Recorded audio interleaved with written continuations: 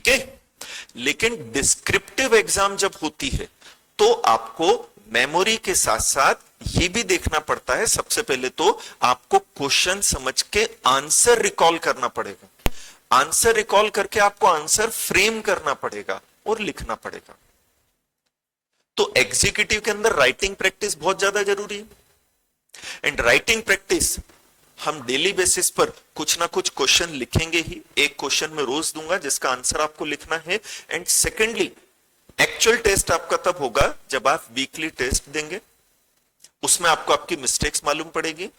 तो टेस्ट से writing practice भी होगी, ये भी मालूम पड़ेगा कि हमें कितना याद है, हम कितना लिख पा रहे हैं, और मिस्टेक्स मालूम पड़ेगी तो हम इंप्रूव कर लेंगे। इंप्रूव करके आगे बढ़ जाएंगे अपन। स्कैनर समझते हैं? हाँ, पास्ट ईयर्स के एग्जामिनेशन के क्वेश्चंस हम स्कैनर भी सॉल्व करेंगे ताकि हमें यह मालूम पड़ सके कि जो हमने पढ़ा है वही एग्जाम में आ रहा है या नहीं, जिस तरह से हमने पढ़ा है वही एग्जाम में आ रहा है या नहीं, एंड जो क्वेश्चन दिए हैं हम उनका आंसर कर पा रहे हैं या नहीं। इसलिए स्कैनर करना बहुत जरूरी। ये समझ में आया अपने को? अब अगर हम अपने स्टडी मॉड्यूल की एंड एग्जामिनेशन का पेपर जो है उसका पैटर्न अगर अपन एक बार देखें तो किस तरह से रहता है, तो हमारा जो मॉड्यूल है, मॉड्यूल वर्ड समझते हैं? आईसीएसआई आपको जो स्टडी मटेरियल इशू करता है उसे अपन क्या बोलते हैं? मॉड्यूल। ठीक है। हमारा जो कंपनी लॉ का मॉड्यूल है वो दो पार्ट में डिवाइडेड है, part first and part second. Part first में 12 चैप्टर्स हैं, पार्ट सेकंड में 7 चैप्टर्स हैं। पार्ट फर्स्ट जिसमें 12 चैप्टर्स हैं उसमें लगभग 550 पेजेस हैं। कंटेंट्स वाइज अगर देखा जाए तो इसमें करीबन कितने पेजेस हैं? 550। अब वो CSET जितना छोटा सा कंपनी लॉ नहीं है हमारा 40 पेज का, है ना। ये एक ही पेपर पूरा कंपनी लॉ का है जिसमें 550 प्लस 350 मिलाकर लगभग कितने पेजेस हैं? 900 पेजेस। तो हम जब एक तरह से एग्जाम की प्रिपरेशन कर रहे हैं, मतलब हमारे लिए तो युद्ध के बराबर है, तो हम माइन्यूटली उसकी स्टडी करें तभी हम पाकिस्तान को निपटा पाएंगे। पहले अपने को अपनी शक्ति देखना है, फिर पाकिस्तान की वीकनेस देखना है, तभी हम अटैक करके जीत पाएंगे। तो हम पेपर पैटर्न, एग्जामिनेशन पैटर्न दोनों ले लेते हैं। तो हमारी जो एग्जाम होती है उसमें जो पेपर आएगा बेटा वो भी दो पार्ट में ही आएगा, part first and part second. Part first जो रहेगा वो कितने मार्क्स का रहेगा? 60 मार्क्स का। पार्ट सेकंड जो रहेगा वो कितने मार्क्स का रहेगा? 40 मार्क्स का। अब पार्ट फर्स्ट में आपको कितने पेजेस पढ़ने हैं और मार्क्स कितने हैं? 60। पार्ट सेकंड में आपको कितने पेजेस पढ़ने हैं? 350 एंड मार्क्स कितना है? 40। तो वेटेज किसका ज्यादा दिख रहा है, पार्ट फर्स्ट का या पार्ट सेकंड का? है ना। ऑनलाइन वाले बच्चे भी चैट बॉक्स के अंदर बोलते रहे, रिप्लाई करते रहे, चुप बैठना नहीं है अपने को। तो किसका वेटेज ज्यादा दिख रहा है? मार्क्स वाइज अगर हम देखें तो 60 नंबर का है, बट पेजेस कितने हैं? तो पेजेस इसमें ज्यादा है, कंटेंट्स इसके अंदर ज्यादा है, इसमें नंबर ऑफ पेजेस कम है, कंपैरेटिवली कम है इसमें number of pages, and marks कितने हैं इसके? 40। ठीक है। तो हम पढ़ते समय स्टार्ट इसी से करेंगे। हम पहले कौन सा पार्ट कंप्लीट करेंगे? पार्ट सेकंड कंप्लीट करेंगे 40 मार्क्स का, फिर पार्ट फर्स्ट पर आएंगे अपन 550 वाले पर। ठीक है।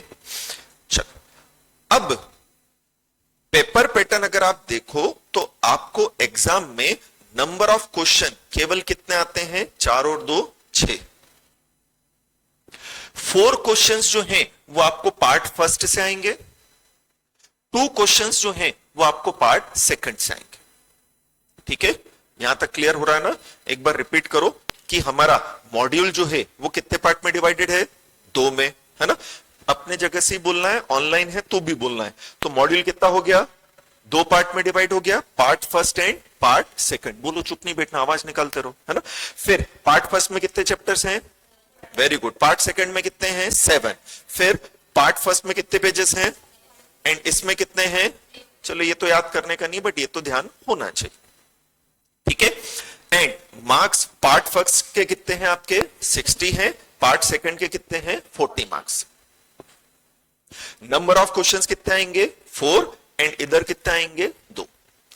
तो क्या मैंने ये कहा कि आपको टोटल क्वेश्चंस या नंबर ऑफ क्वेश्चंस कितने होंगे, केवल 6? हां, 6 क्वेश्चंस रहेंगे, ठीक है। जिसमें से पार्ट फर्स्ट के कितने रहेंगे, 4। पार्ट फर्स्ट के सेकंड के कितने रहेंगे, 2। ये 40 मार्क्स का हो जाएगा। ये कितने मार्क्स का हो जाएगा, 60 मार्क्स का,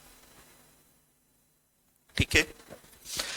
अब ये ना समझे, अच्छा ये 15-15 नंबर के 4 रहेंगे बेटा, और ये 20-20 नंबर के 2 रहेंगे, ठीक है। ये 15 मार्क्स का एक रहेगा, ये 20 मार्क्स का एक रहेगा। अब जैसे क्वेश्चन नंबर 1 है, वो कितने मार्क्स का है, 15।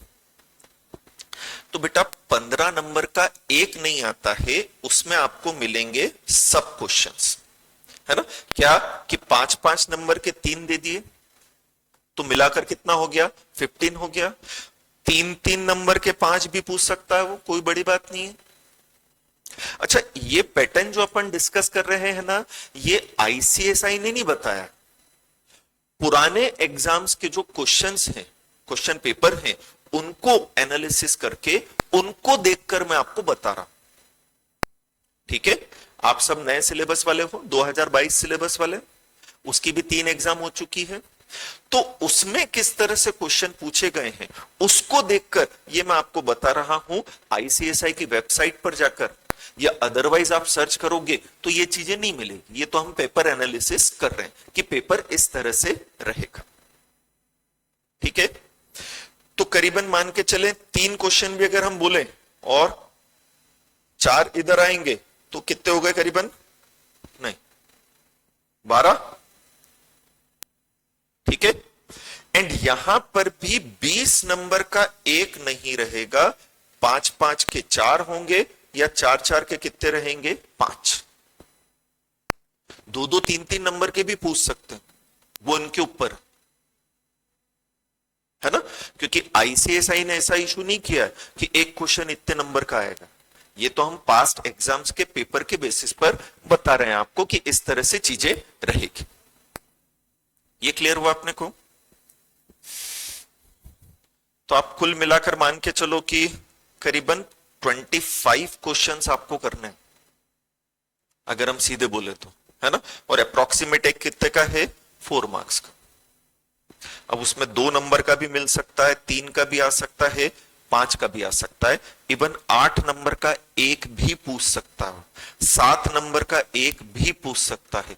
बट क्योंकि चैप्टर्स कितने सारे हैं, तो हमने बोला 12 और 7 19 चैप्टर हैं, और हर चैप्टर में से अगर कुछ ना कुछ उसे पूछना है तो वो छोटे क्वेश्चंस ज्यादा पूछता है एग्जाम में, ताकि ज्यादा सिलेबस क्या हो सके, कवर हो सके, ठीक है।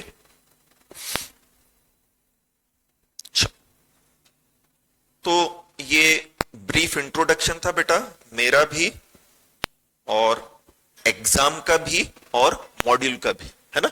यहां तक कोई भी क्वेश्चन अगर आपको पूछना है तो एक बार पूछ लीजिए। ऑनलाइन वाले बच्चे मैसेज करें, चैट बॉक्स में मैं देख लूंगा।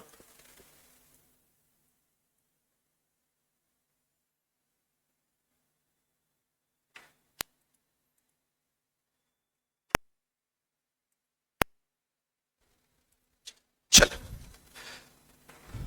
अब हम स्टार्ट कर देते हैं कंपनी लॉ। पहले अपन 2 दिन तक बेसिक स्टडी करेंगे। मैं आपको चैप्टर स्टार्ट करवाऊंगा तीसरे दिन से। हम बिल्कुल बेसिक से चलेंगे, एकदम एबीसीडी से चलेंगे। पहले छोटी एबीसीडी, फिर बड़ी एबीसीडी पे आएंगे, फिर वो कर्सिव राइटिंग होती थी ना आड़ी टेढ़ी वाली, फिर उसके ऊपर आना, एकदम बेसिक से, ठीक है। कौन सा एक्ट पढ़ रहे हैं अपन? कंपनीज एक्ट 2013, है ना? कब आया था ये? कमेंस हुआ मतलब कब आया था दुनिया के अंदर ये? तो इसका हैप्पी बर्थडे टू यू हुआ था 12 सितंबर 2013 को, ठीक है? एंड इसने रिप्लेस किया था पुराने वाले कंपनीज एक्ट को, जो कौन सा था? Companies act 1956। उसे रिप्लेस करके ये एक्ट आया था। रिप्लेस करके मतलब समझ में आया ना, कि पुराने एक्ट को क्या कर दिया? खत्म कर दिया, और उसकी जगह हम क्या लेकर आ गए? नया एक्ट। अभी लेटेस्ट में कौन से नए एक्ट आए? करंट अफेयर्स किया होगा ना सीए सीईटी के अंदर, थोड़ा इतना तो याद होना चाहिए। हाँ, कुछ बोल रही थी बच्ची। बीएनएस भारतीय न्याय संहिता 2013 में आया, किसको हटाकर? आईपीसी इंडियन पिनल कोड जो 1860 में बना हुआ था। फिर भारतीय साक्ष्य अधिनियम 2013 में आया, किसको हटाकर आया? Indian evidence act. फिर भारतीय नागरिक सुरक्षा संहिता, ये भी 2013 में आई, किसको हटाकर आई? क्रिमिनल प्रोसीजर कोड को। तो ये तीन जो लॉ थे, इन्हें हटाकर भी नए लॉ बनाए गए। क्यों यार? पुराने एक्ट को हटाकर नया एक्ट क्यों लेकर आते हैं? तो यार पुराना एक्ट ये जैसे कब बना था? 1956 में। तो यार उस समय की सिचुएशन, उस समय की मार्केट कंडीशन, इन चीजों को ध्यान में रखते हुए बनाया था। अब सिचुएशन चेंज होती जाती है, जैसे 2020 के बाद से तो हमारी दुनिया ही चेंज हो गई। नहीं, सारी ऑफलाइन छोड़कर सब कहां शिफ्ट हो गए? ऑनलाइन में। नहीं तो उस समय किसी ने सोचा था कि ऑनलाइन पढ़ाई होगी? नहीं, बट चेंज होना पड़ता है। तो ऐसी सिचुएशन के अंदर इसमें भी पुराने प्रोविजंस थे, उन्हें हटाकर नया एक्ट बनाने की नीड लगी, क्योंकि ज्यादा चेंजेस करने से अच्छा था कि हम एक्ट ही पूरा क्या कर दें? नया लेकर आ जाए। ये समझ में आया?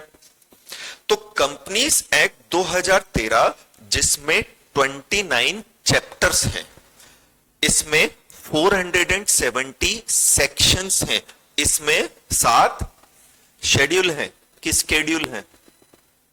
क्या पढ़ते हैं इसको? हाँ, हमारे टाइम तो शेड्यूल पढ़ते थे, बट आजकल क्या बोलने लग गए इसे? स्केड्यूल। जो बोलना है आपको वो है। चैप्टर्स क्या होते हैं बेटा? जैसे मैंने बोला इसमें 29 चैप्टर्स हैं। देखो, एक एक चीज का मतलब मालूम होना चाहिए, रटना कुछ भी नहीं, है ना? एज ए कंपनी सेक्रेटरी हमारा मेन लॉ ही कंपनी लॉ है। कंपनी लॉ का तो हमें एक्सपर्ट नॉलेज होना चाहिए। तो हमें एक एक चीज प्रॉपर तरीके से समझना है। कोई भी वर्ड है मैं समझाऊंगा उसका मतलब, कभी भूल जाऊं आप पूछ लो, बट मीनिंग कॉन्सेप्ट आपको क्लियर होना चाहिए। चैप्टर मतलब क्या होता है बेटा? Group of sections. चैप्टर मतलब क्या होता है बेटा? ग्रुप ऑफ सेक्शन जिन्हें एक साथ दे दिया गया है, इनकी ग्रुपिंग, इनकी क्लास एक साथ बना दी। जैसे क्लास मतलब क्या हुआ? ग्रुप ऑफ स्टूडेंट जो एक ही सब्जेक्ट से रिलेटेड है। जैसे आप यहां पर क्या पढ़ने के लिए बैठे हो? CS executive. तो ये क्लास क्या हो गया आपका? ग्रुप हो गया। अब दूसरे स्टूडेंट दूसरी क्लास में बैठे, वो एक जैसे, आप अलग हो उनसे। तो ये जो 470 सेक्शंस हैं, इनकी कैटेगरी बनाई जाती है, क्लास बनाया जाता है, ग्रुप बनाया जाता है, जिसे क्या बोलते हैं? चैप्टर्स। ठीक है? जैसे सीएसईटी में आपने इनकॉर्पोरेशन या आपने डेफिनेशंस पढ़ी होगी, प्राइवेट कंपनी की, इन कंपनी की, है ना? तो एक डेफिनेशन वाला पूरा ग्रुप हो गया, तो उसका एक अलग से क्या बना दिया? चैप्टर्स। फिर डायरेक्टर्स वाले प्रोविजन सब एक साथ रख दिए, उसका क्या बना दिया? एक चैप्टर। ठीक है? तो कंपनीज एक्ट में टोटल सेक्शंस कितने हैं? 470। इनकी कैटेगरी बना दी जाती है, क्लास बना दिया जाता है, जिसे हम क्या बोलते हैं? चैप्टर्स। ये आपको याद रखना है। ये अदरवाइज भी आपको याद होना चाहिए कि कंपनीज एक्ट में कितने चैप्टर्स हैं, बोलेंगे 29 चैप्टर्स हैं। कितने सेक्शन हैं? 470 सेक्शन है। कितने शेड्यूल हैं? 7 शेड्यूल। पुराने एक्ट में 658 सेक्शंस हुआ करते थे और अब कम करके कितने कर दिए? 470। मतलब जो सेक्शन काम के नहीं थे उन्हें दुनिया से हटा दिया, जो सेक्शन एक जैसा दिख रहा था उन्हें आपस में क्या कर दिया? मर्ज कर दिया। एंड 658 को कंसोलिडेट करके कितने सेक्शन कर दिए? 470, है ना। सेक्शन तो क्या होता है कि किसी मैटर पर स्पेसिफिक प्रोविजंस जो दिए जाते हैं उसे क्या बोला जाता है बेटा? सेक्शन। शेड्यूल क्या होता है? लिस्ट ऑफ द प्रोविजंस होता है ना। हिंदी में से क्या बोलते हैं? अनुसूची। सूची मीन्स क्या होती है? लिस्ट। ये हालांकि डिटेल में और आगे पढ़ेंगे अपन, ब्रीफ में आपको बता रहा हूं। जहां डिटेल बतानी है डिटेल, क्योंकि आगे अगर नहीं पढ़ना है तो मैं पूरा डिटेल बता दूंगा। अगर आगे पढ़ना है तो अभी उसका थोड़ा सा ब्रीफ लेकर अपन आगे पढ़ेंगे। चल, अब कॉन्स्टिट्यूशन ऑफ इंडिया पढ़ा आप सब लोगों ने? अरे सीएसीईटी में पढ़ा है ना? सीएसीईटी देकर आए हो, उसमें कॉन्स्टिट्यूशन पढ़ा है। अच्छा, उसमें पढ़ा होगा कि गवर्नमेंट के कितने ऑर्गन्स होते हैं? 3? नहीं, लेजिस्लेटिव, एग्जीक्यूटिव, वेरी गुड, और जुडिशरी। 3 ऑर्गन होते हैं ना। पहला कौन है? लेजिस्लेटिव, जिसका काम क्या होता है? लॉ बनाना। लॉ कौन बनाती है? स्टेट बनाती है। हाँ, स्टेट मतलब क्या? कॉन्स्टिट्यूशन का आर्टिकल 12। कॉन्स्टिट्यूशन के आर्टिकल 12 में स्टेट के बारे में क्या लिखा है? Central government and parliament of India, state government and state legislature, local and other authority. तो बिल्कुल लीगली हम बोले तो लॉ कौन बनाता है? स्टेट बनाती है। तो स्टेट में कौन आता है? सेंट्रल गवर्नमेंट और स्टेट गवर्नमेंट आ जाती है। तो कंपनीज एक्ट भी किसने बनाया होगा? स्टेट ने ही। एंड वो किसने बनाया है बेटा? सेंट्रल गवर्नमेंट ने। ठीक है। देन आपने देखा होगा कि इसके हम सेंट्रल गवर्नमेंट के बिहाफ पर पार्लियामेंट ऑफ इंडिया काम करती है, जिसके 2 हाउस होते हैं। कौन कौन? लोकसभा और राज्यसभा। तो पहले या तो लोकसभा में हम एक्ट को अप्रूव करवाते हैं, फिर राज्यसभा में करवा लेते हैं, या पहले राज्यसभा करवा लो, पहले लोकसभा करा लो, वहां से अप्रूव हो जाता है। उसके बाद हमें किसके पास जाना पड़ता है? प्रेसिडेंट के पास। फिर प्रेसिडेंट जब अप्रूवल दे देता है तब एक्चुअली एक्ट बनता है। ठीक है। सेंट्रल गवर्नमेंट के बिहाफ पर लॉ कौन बनाती है? पार्लियामेंट। चुप नहीं बैठना है, रिवाइज करते रहना। भले मन में करो, लेकिन जब मैं बुलवा रहा हूं तब तो बोल के करना है ना। तो सेंट्रल गवर्नमेंट के बिहाफ पे लॉ कौन बनाती है? पार्लियामेंट। पार्लियामेंट के कितने हाउस होते हैं? 2, लोकसभा और इन दोनों की अप्रूवल लेते हैं। इन दोनों की जब अप्रूवल मिल जाती है तो उसके बाद किसके पास जाते हैं? प्रेसिडेंट के पास। तो कंपनीज एक्ट के लिए भी लोकसभा राज्यसभा की अप्रूवल ली गई होगी। एंड फिर किसके पास गए? एंड प्रेसिडेंट ने कब अप्रूव किया इसे? 29 अगस्त 2013 को।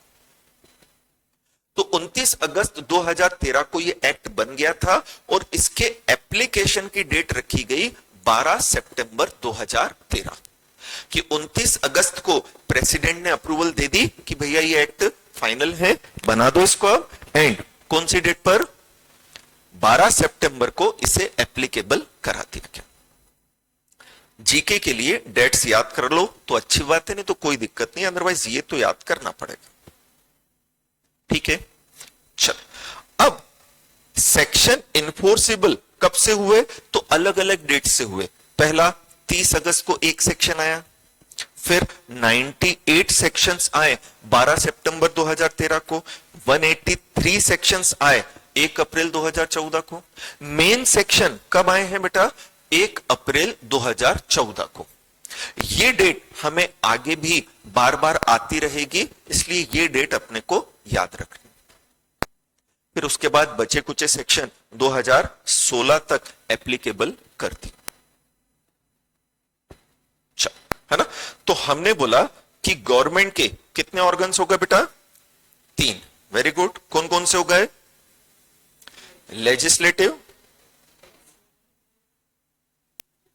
Very good. दूसरा एग्जीक्यूटिव एंड जुडिशरी। है ना। लेजिस्लेटिव मतलब कौन? Very good, law making authority, इन्होंने लॉ बनाया है। फिर कौन होते हैं? एग्जीक्यूटिव। कौन होते हैं बेटा? जिनका काम लॉ को इंप्लीमेंट करना होता है। लेजिस्लेटिव का काम तो क्या होता है? लॉ बनाना होता है, उन्होंने लॉ बना दिया। एंड कौन होते हैं? एग्जीक्यूटिव, जिनका काम लॉ को इंप्लीमेंट करना होता है। इंप्लीमेंट करना मतलब वेरी गुड, एप्लीकेबल करवाना। एप्लीकेबल करवाना मतलब यह इंश्योर करना कि हर वो पर्सन जिसके ऊपर क्या एप्लीकेबल हो रहा है? लॉ, वो इन लॉ को क्या करे? कंप्लाई करे। हर वो पर्सन जिनके ऊपर क्या एप्लीकेबल हो रहा है? लॉ, वो इन लॉ को क्या करे? कंप्लाई करे। एंड जुडिशरी का काम क्या होता है? डिस्प्यूट को सॉल्व करना। जुडिशरी मतलब कौन हो गए? कोर्ट हो गए। कोर्ट का तो काम ही क्या होता है? डिस्प्यूट को सॉल्व करना, वो डिस्प्यूट सॉल्व करवाते हैं। ठीक है, तो हम कंपनीज एक्ट के लिए इन तीनों चीज को देख रहे हैं कि लेजिस्लेटिव अथॉरिटी तो कौन हुई? यहां पार्लियामेंट, पार्लियामेंट ने लॉ बना दिया। ठीक है, फिर हमें कौन चाहिए? एग्जीक्यूटिव चाहिए। तो एग्जीक्यूटिव कौन हो गए हमारे? तो एग्जीक्यूटिव बॉडी बनाई गई सेंट्रल गवर्नमेंट ने 3 लेवल पर। ठीक है, अच्छा, एग्जीक्यूटिव भी गवर्नमेंट ही होती है नॉर्मली, काम गवर्नमेंट ही करती है ना सारे। वैसे भी हमने बोला ये किसके ऑर्गन है? किसके हैं? गवर्नमेंट के। तो लॉ भी एप्लीकेबल कौन करवाती है? गवर्नमेंट। गवर्नमेंट मतलब कौन? मोदी जी। तो मोदी जी खुद काम करेंगे क्या? नहीं, वो हर काम को करने के लिए अपना क्या बना देते हैं? डिपार्टमेंट। अरे पहले कांग्रेस की गवर्नमेंट थी तो उसने भी यही होता ना यार, हर काम को करने के लिए अपन डिपार्टमेंट बना देते हैं।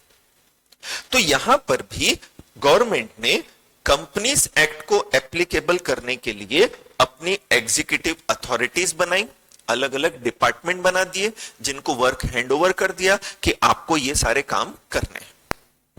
तो इन्होंने सेंट्रल लेवल पर अथॉरिटी बनाई जिसे क्या बोलते हैं?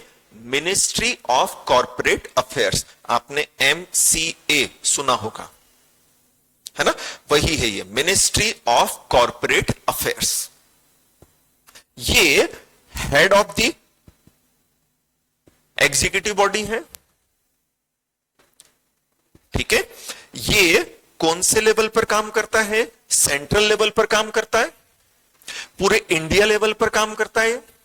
ये इंश्योर करता है कि पूरे इंडिया में जितनी भी कंपनीज हैं जिनके ऊपर कंपनीज एक्ट एप्लीकेबल हो रहा है, वो सब इन प्रोविजंस को क्या करें? कंप्लाई करें। ये देखना उसका काम होता है। ठीक है, तो सेंट्रल गवर्नमेंट ने सेंट्रल लेवल पर कौन सी अथॉरिटी बनाई? मिनिस्ट्री ऑफ कॉर्पोरेट अफेयर्स, जिसे हम MCA या क्या बोलते हैं? मोसा। ये समझ में आया अपने को? फिर रीजनल लेवल पर भी सेंट्रल गवर्नमेंट ने कुछ अथॉरिटी बनाई जिसे हम क्या बोलते हैं बेटा?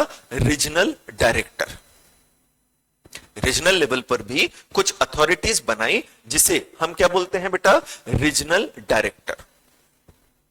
तो यार सेंट्रल लेवल पर तो एक ही अथॉरिटी है, एंड रीजनल डायरेक्टर हमारे यहां इंडिया में हर रीजन में है, और पूरे इंडिया में अभी 7 रीजनल डायरेक्टर हैं।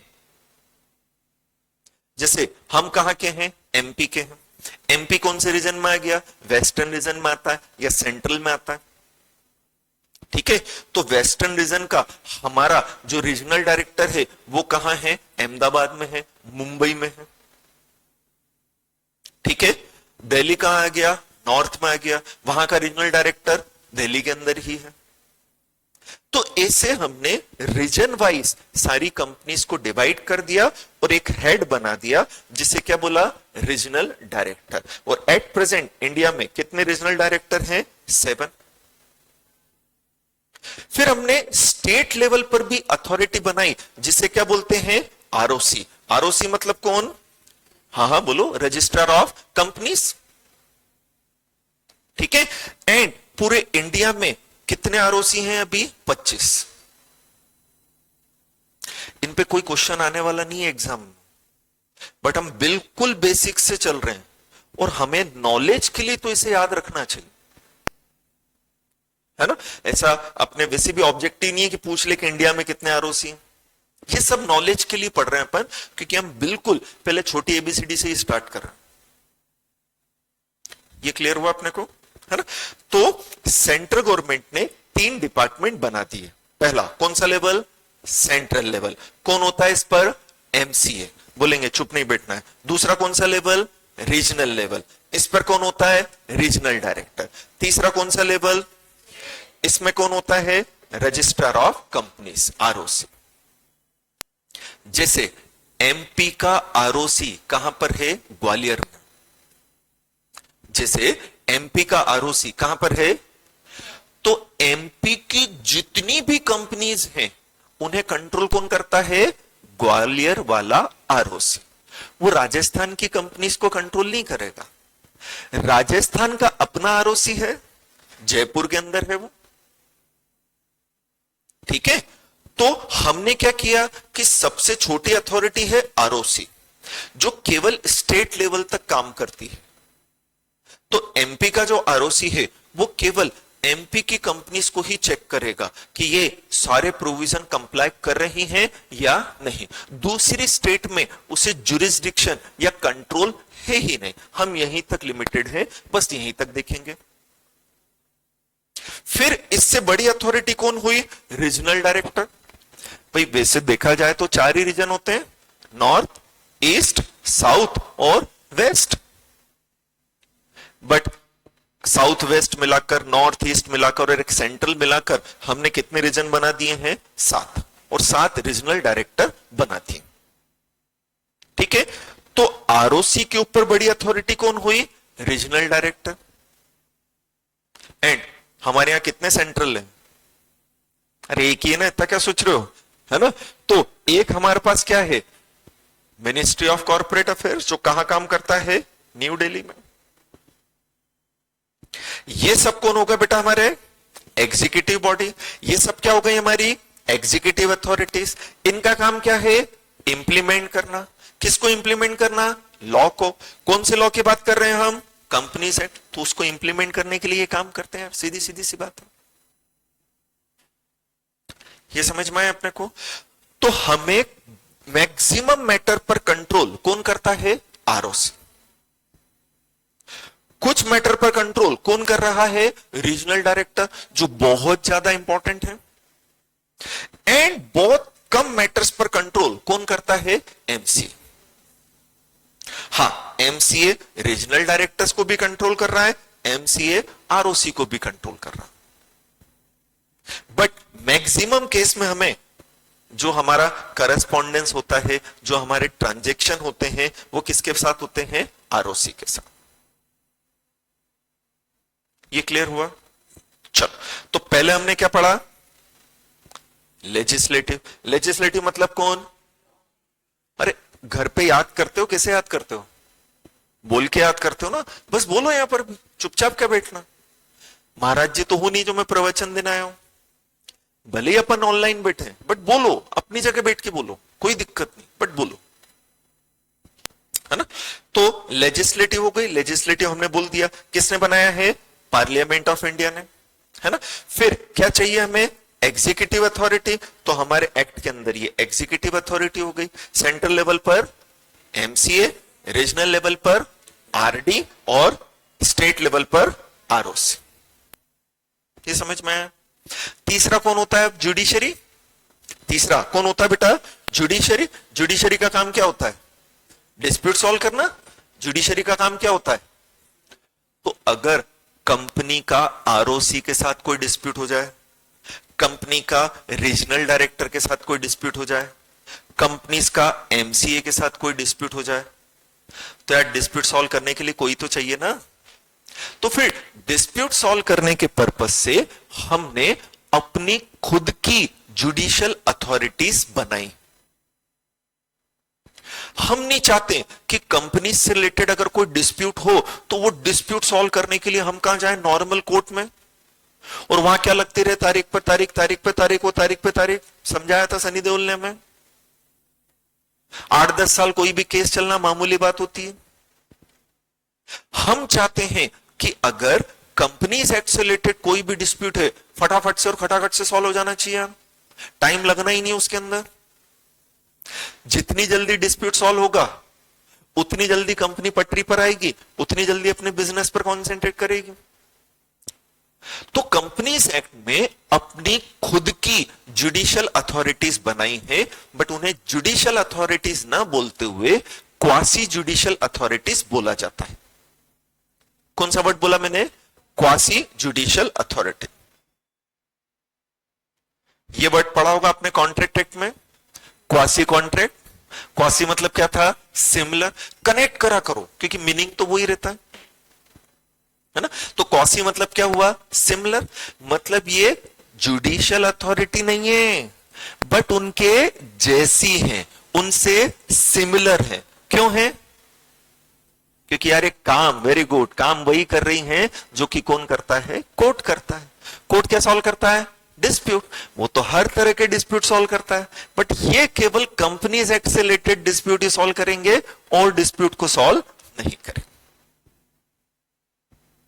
क्लियर हुआ ये बात? तो हमने हमारी क्या बनाई बेटा? Adjudicating authority. हमने हमारी मतलब केवल कंपनीज एक्ट से रिलेटेड क्या बना दी? Adjudicating authorities. दो अथॉरिटीज बनाई। पहला क्या नाम लिखा है? National company law tribunal. दूसरा क्या है? National company law appellate tribunal. जैसे मान लो हमारी कंपनी कौन सी है? रिलायंस कंपनी है ना। अब आरओसी ने हमारी कंपनी को बोल दिया कि आपने ये प्रोविजन कंप्लाई नहीं की। अब कंपनी सेक्रेटरी तो हम ही है, काम तो हमारा ही है लॉ के प्रोविजन कंप्लाई करने का। तो अगर आरओसी ने रिलायंस कंपनी पर ब्लेम किया है कि कंपनी ने ये प्रोविजन कंप्लाई नहीं किया है, तो वो ब्लेम इनडायरेक्टली हमारे ऊपर है, क्योंकि लॉ के प्रोविजन कंप्लाई करने की ड्यूटी तो हमारी है ना।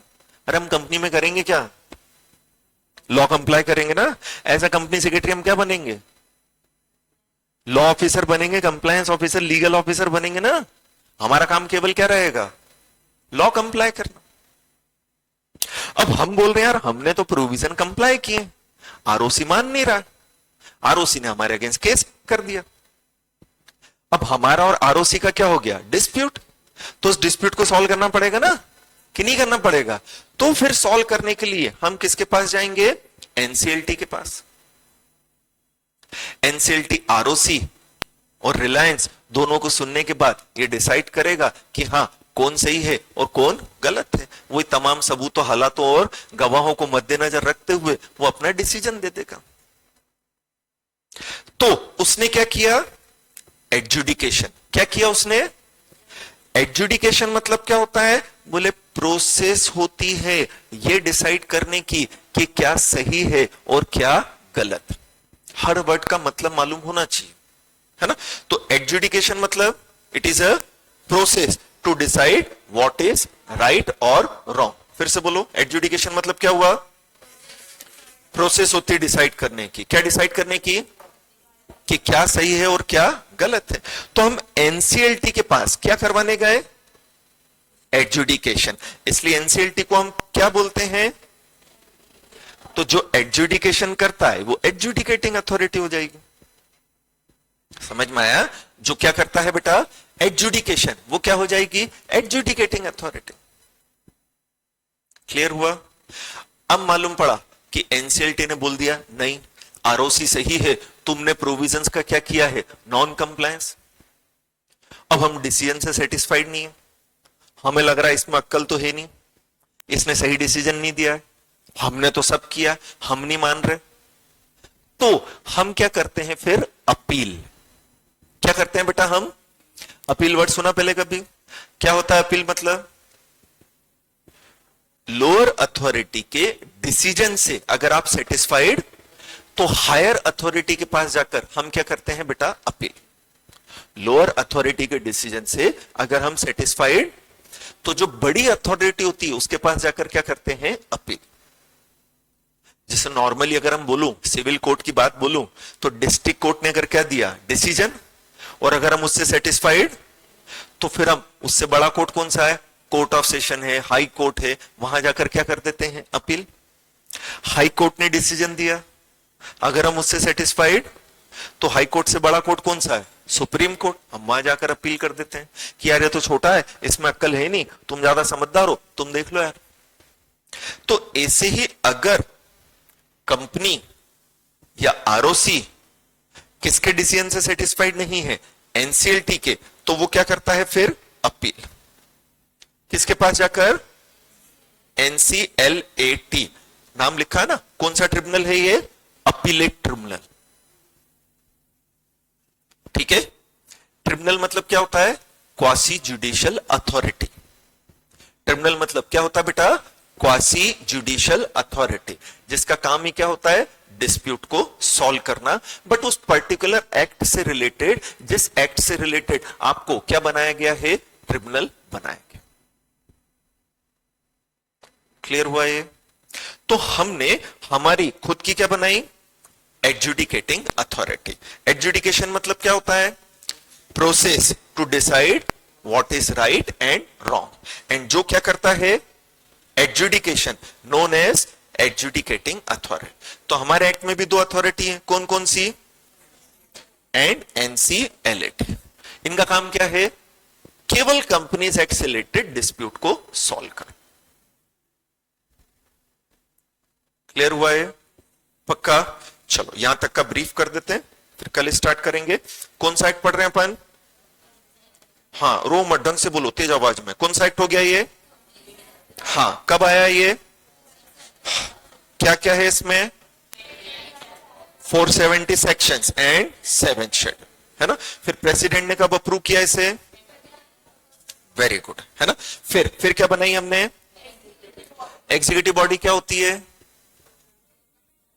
वेरी गुड, एक्ट को क्या कराती है, इंप्लीमेंट। कौन कौन हो गया इसमें, कौन से लेवल पर, फिर कौन हो गया, रीजनल डायरेक्टर, फिर कौन से लेवल पर, कौन हो गया, फिर एडजुडिकेशन मतलब क्या, प्रोसेस, ये डिसाइड करने की कि क्या, वेरी गुड, है ना। और जो क्या करता है उसे हम क्या बोलते हैं, तो हमारे कितनी एडजुडिकेटिंग अथॉरिटी हैं, कौन कौन सी, क्लियर है, यहां तक समझ में आया, कोई भी डाउट? चलो अब 2 मिनट का गैप लेकर अपन जेआईजीएल चालू करता है ना। ऑनलाइन वाले बच्चे इसी लिंक पे रहेंगे, पहली वाली लिंक गलती से बेटा मैंने बंद कर दी थी, इसलिए आपको नई लिंक शेयर की।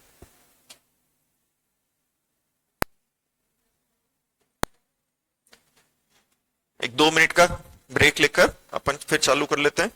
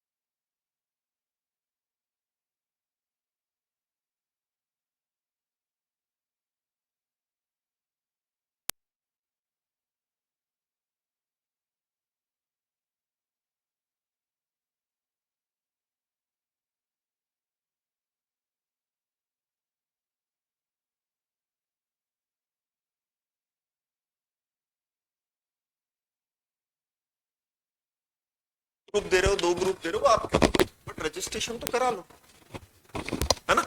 एंड मेरे हिसाब से तो बोथ ग्रुप ही देना चाहिए। क्यों लाइफ के 6 महीने खराब करने अपने? बिल्कुल 4.5 से 5 महीने में आपका सिलेबस खत्म हो जाएगा दोनों ग्रुप का।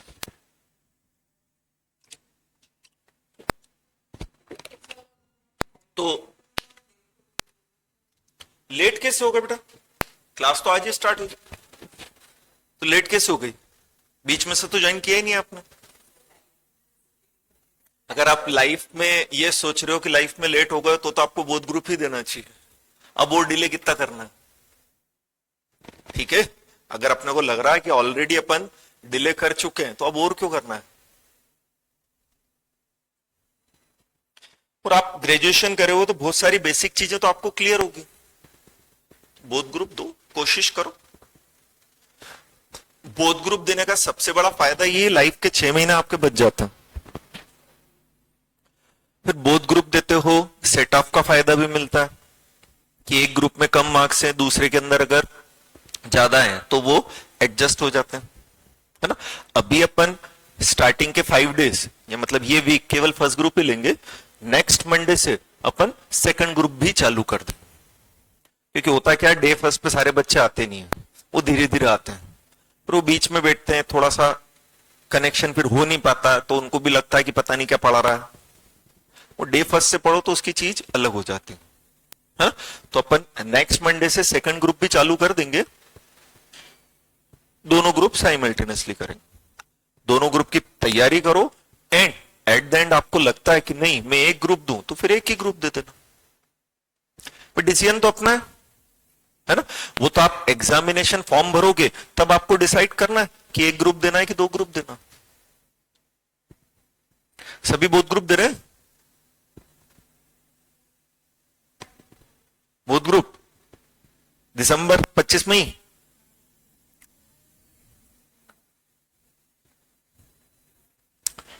देखो टारगेट ऐसे ही रखो कि दिसंबर 25 देना, पढ़ाई भी उसी हिसाब से करो। फिर आपको अगर जून 26 देना तो आपकी इच्छा, बट जून 26 क्यों देना मुझे ये समझ में नहीं आ रहा, जब अपन दिसंबर 25 में दोनों दे सकते हैं। तो 4.5 महीने में आपका सिलेबस कंप्लीट हो जाएगा। तो मैं पूरा मान लो जून जुलाई अगस्त सितंबर, सितंबर एंड तक, अक्टूबर नवंबर दिसंबर, 2.5 महीने आपके पास रिवीजन के लिए।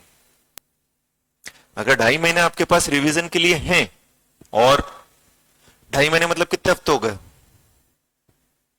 बहुत ज्यादा, 10 हफ्ते हो गए। सब्जेक्ट कितने हैं? 7।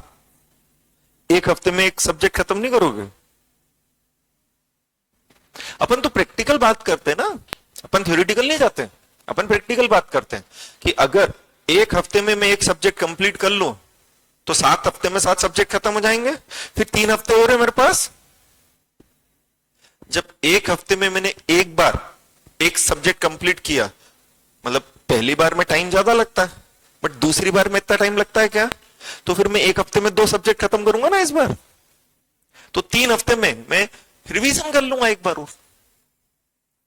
एंड अगर अभी थोड़ा सा अपन 1-2 दिन पढ़ लें, उसके बाद मैं टाइम टेबल बनवाऊंगा, और उस टाइम टेबल के हिसाब से अगर आप पढ़ते हो तो सितंबर एंड तक आपका क्लास में ही सिलेबस कंप्लीट हो जाएगा। क्योंकि अगर आप रेगुलर बेसिस पर टेस्ट दोगे ना, तो पढ़ के आओगे, उसके लिए पढ़ के आओगे तो जल्दी याद होगी चीजें। सीधी सीधी सी बात। ठंड लग रही है तो बंद कर दो इसको भी, ठीक है। तो स्टडी तो करो, दोनों ग्रुप की करो, और ये माइंड कर ही करो कि मेरे को दिसंबर में बोथ देना ही। फिर कुछ हो जाता ऊपर नीचे तो तब का तब देखेंगे, बट एटलीस्ट ट्राई तो करें अपन। अपने हाथ में क्या है? कोशिश करना। अपने हाथ में रिजल्ट नहीं है, इनडायरेक्टली है कि अच्छी कोशिश करोगे तो अच्छा रिजल्ट आ जाएगा। बट ये मान के चलो हम केवल कोशिश कर सकते हैं, हम केवल अपना बेस्ट दे सकते हैं। मैं यहां खड़े होकर आपको बहुत अच्छे तरीके से केवल पढ़ा सकता हूं, बट एट द एंड पढ़ना आपको है। तो मैं अपना बेस्ट दे दूं, आप अपना बेस्ट दे दो, तो रिजल्ट भी बेस्ट आ जाएगा, सवाल ही नहीं उठता अदर चीजों का। तो समझा? तो माइंड प्रिपेयर करके रखो कि अपने को देना ही है, फिर अगर कुछ लगता है प्लस माइनस तो तब देखेंगे ना, हम स्टार्टिंग से ही अदरवाइज क्यों सोचें। तो हम स्टार्ट कर रहे हैं सेकंड, या ये आपका देखा जाए तो पहला पेपर ही है। क्या नाम है इसका? हाँ हाँ, आवाज नहीं आ रही है। Jurisprudence, interpretation and general law. ठीक है? क्या होता है ज्यूरिस्प्रूडेंस मतलब?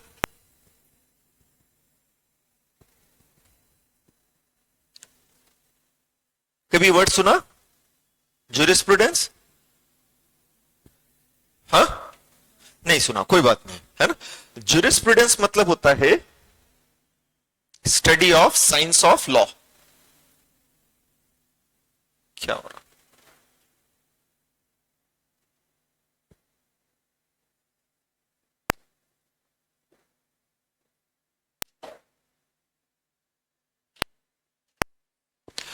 लॉ की स्टडी को ज्यूरिस्प्रूडेंस नहीं बोलते हैं। लॉ के पीछे जो साइंस है, ऑब्जेक्ट है, पर्पस है, उसको पढ़ने को क्या बोला जाता है बेटा? ज्यूरिस्प्रूडेंस। ठीक है? हमारा पहला चैप्टर ही यही है। किस नाम से? क्या दिख रहा है? Source of law. कि लॉ बना कैसे, लॉ बनने की जरूरत क्यों हुई।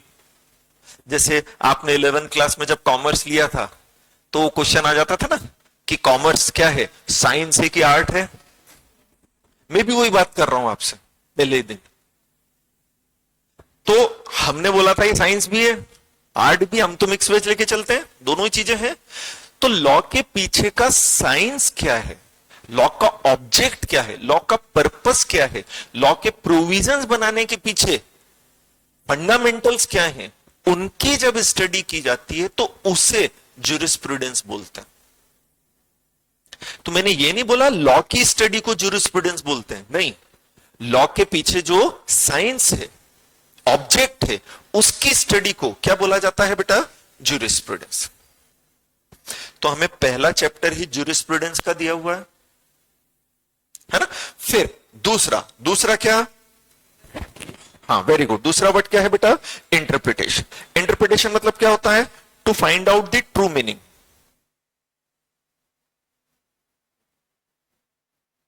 क्या फाइंड आउट करना? True meaning. किसका?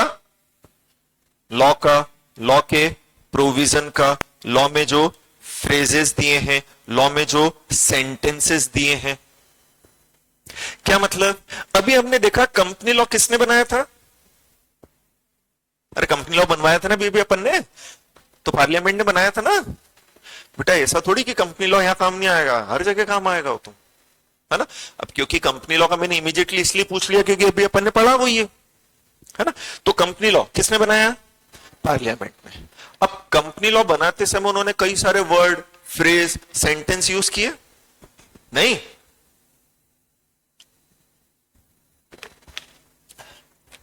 जैसे उन्होंने वर्ड यूज किया रीजनल डायरेक्टर, जैसे उन्होंने वर्ड यूज किया रजिस्ट्रार ऑफ कंपनी। तो बोले होता क्या है रजिस्ट्रार ऑफ कंपनी? तो हमने बोला भैया एक अथॉरिटी है जो कौन से लेवल पर काम करती है? स्टेट लेवल पर।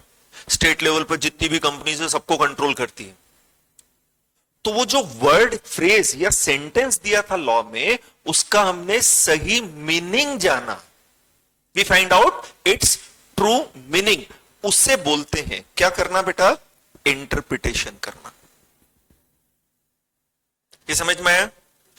कई बार हम अपने फ्रेंड को या किसी को कुछ बोल देते हैं, फिर बाद में बोलते नहीं नहीं इससे मेरा मतलब ऐसा नहीं था। मैंने बोला है तो मैं बताऊंगा ना उसका मतलब क्या है। तो मेरे कहे गए शब्द का सही मीनिंग क्या है वो अगर आप ढूंढने की कोशिश करो तो उसे क्या बोलते हैं? इंटरप्रिटेशन। तो लॉ किसने बनाया? लेजिस्लेटिव अथॉरिटी ने। उसमें जो शब्द यूज किए, वर्ड यूज किए, फ्रेज यूज किए, वो किसने यूज किए? लेजिस्लेटिव अथॉरिटी ने। बट लॉ पढ़ हम रहे, समझना हमें है, कंप्लाई हमें करना है, तो हमें उन चीजों को समझना पड़ता है जो लॉ के अंदर लिखी हुई है। एंड उन्हें समझना ही क्या कहलाता है बेटा? इंटरप्रिटेशन। इंटरप्रिटेशन मतलब क्या होता है? To find out the true meaning of the words, phrases, sentences used in the law। ये समझ में आया? जैसे प्लांट, प्लांट मतलब मैं मेरे प्लांट में रोज पानी देता हूं, मैं मशीन में पानी दे रहा हूं। तो कहने का मतलब क्या हुआ? आप जो बोल रहे हो कि प्लांट मतलब मशीन, और मैं बोल रहा हूं प्लांट मतलब पौधा, दोनों की स्पेलिंग सेम है, प्रोनाउंसिएशन सेम है। तो अगर लॉ में लिखा है प्लांट, तो मैं क्या मतलब निकालूं? पौधा की मशीन। मेरी बैलेंस शीट में लिखा है प्लांट, तो मशीन हो गया। बट मेरे घर पे प्लांट लगा है तो पौधा हो गया। तो हमें सही मीनिंग जानना पड़ेगा ना कि भैया लॉ मेकर्स ने अगर प्लांट वर्ड यूज किया है तो वो मशीन वाला प्लांट है कि ट्रीज वाला प्लांट है, ये देखना पड़ेगा ना। तो इसके लिए हमें क्या करना पड़ता है बेटा? इंटरप्रिटेशन। तो ज्यूरिस्प्रूडेंस मतलब तो क्या हो गया? हम लॉ का पूरा साइंस देखते हैं उसके अंदर। एंड इंटरप्रिटेशन मतलब क्या हो गया? कि लॉ में जो वर्ड और फ्रेज दिए हैं हमें उनका क्या फाइंड आउट करना है? True meaning. क्लियर है? एंड हमें क्या दिए हुए हैं? General loss. हमें पहला चैप्टर है सोर्स ऑफ लॉ, जो किससे रिलेटेड है? दूसरा चैप्टर है, सॉरी तीसरा चैप्टर है, नाम से समझ में आ जाएगा, क्या नाम है? हाँ, इंटरप्रिटेशन ऑफ स्टेच्यूट्स। स्टेच्यूट्स मतलब भी क्या होता है? लॉ। कि लॉ का क्या करना? इंटरप्रिटेशन। तो ये दो चैप्टर तो इसी से रिलेटेड, एक चैप्टर पूरा ज्यूरिस्प्रूडेंस का है, एक चैप्टर पूरा इंटरप्रिटेशन। और इंटरप्रिटेशन वाला चैप्टर सबसे ज्यादा इंपॉर्टेंट है, जो हमें प्रैक्टिकल लाइफ में काम आता है। क्योंकि लॉ तो चेंज होते रहते ना बेटा।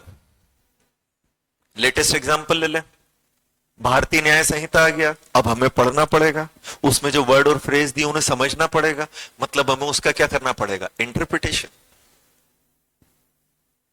नहीं, ऐसा तो नहीं कर सकते ना कि भैया लॉ में चेंज हुआ तो फिर से क्लास ज्वाइन कर लेंगे सीएस बनने के बाद, जैसे हमारे साथ हुआ था। सबसे बड़ी चीज, अब मैंने 99 के अंदर कंपनीज एक्ट पढ़ा था, तो उस समय कंपनीज एक्ट 1956 पढ़ा था, पढ़ाया भी वो 2013 तक। 2013 में कौन सा एक्ट आ गया? Companies act 2013। पुराने वाला सब साफ, नया पढ़ो बैठ के। तो फिर अब जब हम इंटरप्रिटेशन सीख लेते हैं तो हम खुद से समझ सकते हैं ना कि यार ये क्या लिखा है। लॉ समझने के लिए दो चीजें चाहिए, एक तो लीगल वोकेबुलरी चाहिए, आपको लीगल वर्ड्स के मतलब मालूम होना चाहिए, एंड कौन सा मतलब लेना है उसके लिए आपको इंटरप्रिटेशन करते आना चाहिए। ये दो चीज आप सीख लो तो यार लॉ तो आते जाते रहते, फ्यूचर में भी फिर चेंज हो जाए, कोई बड़ी बात थोड़ी। तो हम बार बार क्लास थोड़ी पढ़ेंगे। जैसे उस समय जब नया लॉ आया था तो कई सारे बच्चों ने वापस क्लास ज्वाइन करी। बोले क्यों? बोले सर वैसे ही पढ़ना हो जाएगा आपसे, और कौन अपना दिमाग लगाएगा, आप समझा दोगे, हम समझ लेंगे। मैंने ठीक है भाई, मेरे को फीस दे रहा, मेरे को क्या दिक्कत है, आ जाओ। तो हमें अगर आत्मनिर्भर बनना है, मोदी जी के सपने को अगर पूरा करना है, तो हमें लॉ में भी क्या बनना पड़ेगा? Self dependent. एंड उसके लिए आपको ये चैप्टर जिंदगी भर काम आए। ये समझ में आया? अब इन दो को हटा दें तो बचे कितने? 16 चैप्टर। हमारे पास 16 तरह के क्या दिए हुए हैं? General law. जनरल लॉ क्या होता है और स्पेसिफिक या स्पेशल लॉ क्या होता है?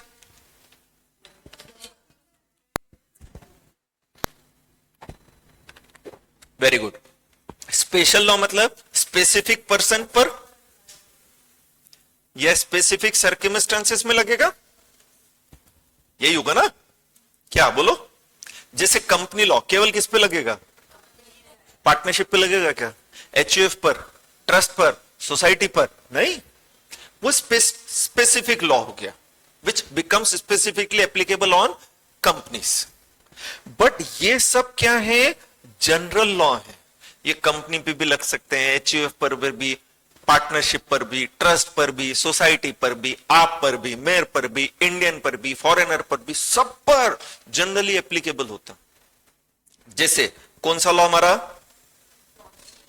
तो कॉन्स्टिट्यूशन तो सभी को कंप्लाई करना है ना, कि नहीं करना है, करना पड़ेगा नहीं। जैसे कौन सा एक्ट बोला, Indian stamp act, registration act. तो अगर मैं कोई कॉन्ट्रैक्ट कर रहा हूं तो मुझे पहले कौन सा एक्ट कंप्लाई करना पड़ेगा, कॉन्ट्रैक्ट एक्ट नहीं। फिर कॉन्ट्रैक्ट अगर कर रहा हूं तो उसके ऊपर इंडियन स्टाम्प एक्ट के हिसाब से क्या लगाना पड़ेगा, स्टाम्प। फिर उसका ले जाकर क्या करवाना पड़ेगा। अब ये कॉन्ट्रैक्ट चाहे मैंने किया हो, चाहे कंपनी ने किया हो, चाहे फर्म ने किया हो, चाहे ट्रस्ट ने किया हो, चाहे सोसाइटी ने किया हो, फॉरेनर ने किया हो, सब पे लग रहा है ना। That is why these are known as general laws. तो हमें 16 तरह के जनरल लॉ पढ़ना है, एक ज्यूरिस्प्रूडेंस का चैप्टर पढ़ना है और एक इंटरप्रिटेशन। क्लियर है। कंपनी लॉ तो केवल कंपनी लॉ है, वो 900 पेज में और कोई सा लॉ नहीं है, वो अकेला ही सब पर भारी है। बट यहां हमें 18 तरह के लॉ पढ़ने हैं, यू मान के चलो।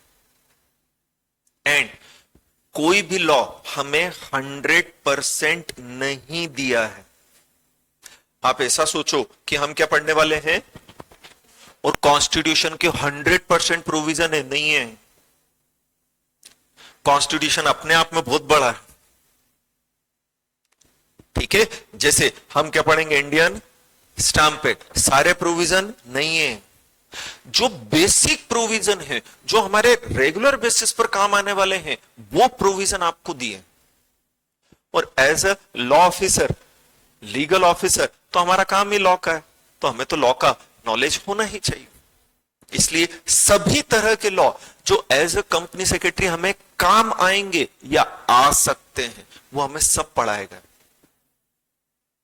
जैसे आपने पहला पेपर पढ़ा SBILL, तो उसमें कंपनी लॉ भी दिया है और उसमें क्या दिया है, इंडस्ट्रियल एंड लेबर लॉ। तो अगर मैं रिलायंस इंडस्ट्रीज का कंपनी सेक्रेटरी हूं तो मेरे पे लेबर लॉ भी लग रहा है, इंडस्ट्रियल लॉ भी लग रहे हैं, तो एज अ कंपनी सेक्रेटरी मुझे कंप्लाई करना पड़ेंगे वो। आप समझे मेरी बात। तो ये लॉ मतलब 99% केसेस में तो आपको कंपनी लॉ ही काम आएगा, या यूं कह लो 90% केसेस में कंपनी लॉ काम आएगा, बाकी 9% केसेस में सिक्योरिटी लॉ काम आएगा, जो सेकंड ग्रुप में। बचे हुए 1% केसेस में ये सब काम आएंगे आपको, और हो सकता है काम आए, हो सकता है न भी आए कभी भी। हाँ, अब मैं अगर कॉन्ट्रैक्ट कर रहा हूं तो एज ए कंपनी सेक्रेटरी मुझे कॉन्ट्रैक्ट एक्ट के प्रोविजन मालूम होना चाहिए। मेरी कंपनी ने कोई प्रॉपर्टी खरीदी बेची है तो मुझे ट्रांसफर ऑफ प्रॉपर्टी एक्ट मालूम होना चाहिए। फिर स्टाम्प लगाना है तो इंडियन स्टाम्प एक्ट मालूम होना चाहिए, रजिस्ट्रेशन करवाना है तो ये मालूम होना चाहिए। कोर्ट में मेरी कंपनी का कोई केस चल रहा है, एविडेंस रखना है तो इंडियन एविडेंस एक्ट मालूम होना चाहिए। अब हो सकता है मैं कभी कोर्ट जाऊं नहीं, मेरी कंपनी का काम ही नहीं पड़े, तो एविडेंस एक्ट से मेरे को मतलब ही नहीं रहा, बट बेसिक चीजें तो सीखनी पड़ेगी। तो कंपनी लॉ वाले मॉड्यूल में तो 100% केवल कंपनी लॉ है, वो पूरा है, वो लगभग पूरा है। लगभग इसलिए बोला क्योंकि उसमें से भी काफी सारे प्रोविजन आपको फाइनल में पढ़ने जो एडवांस लेवल के, बट लगभग पूरा है। 80% प्रोविजन पूरे डिटेल में है, कंप्लीट है, बाकी 20% प्रोविजन ऐसे हैं जो फाइनल के अंदर ज्यादा डिटेल में है, बट दिए यहां पर भी। बट यहां आपको सब बेसिक अंडरस्टैंडिंग दी है कि ये लॉ आपको समझते तो आना चाहिए। ये समझ में आया। अरे गालियां बकते हैं क्या हम, सब बता दें आपको अब। लेकिन कौन कौन सी होती है तो मालूम है ना, ताकि कोई बोले तो सेम टू यू तो बोल दे कम से कम। तो इसी तरह से एज ए लीगल ऑफिसर मुझे लॉ तो पूरा मालूम होना चाहिए, फिर भले मेरे काम आए चाहे नहीं आए, नहीं तो किस काम का लॉ ऑफिसर हूं मैं। मालूम पड़ा कंपनी में वारंट इशू किया है, अब कंपनी के अगेंस्ट वारंट इशू किया है, वारंट क्या होता है यही नहीं मालूम मुझे, तो वही सिखा है। वारंट क्या है, समन क्या है, जजमेंट क्या होता है, डिक्री क्या होता है, ऑर्डर, बेसिक चीजें। तो कंपनी लॉ तो आपको पूरा डिटेल में एक एक चीज कंपनी लॉ में ऐसा कुछ नहीं कि आप फाइनल में पढ़ोगे, जितना दिया वो बहुत डिटेल में, और जो फाइनल में वो फाइनल में बहुत डिटेल में। बट यहां आपको क्या दी है, केवल बेसिक अंडरस्टैंडिंग की चीजें।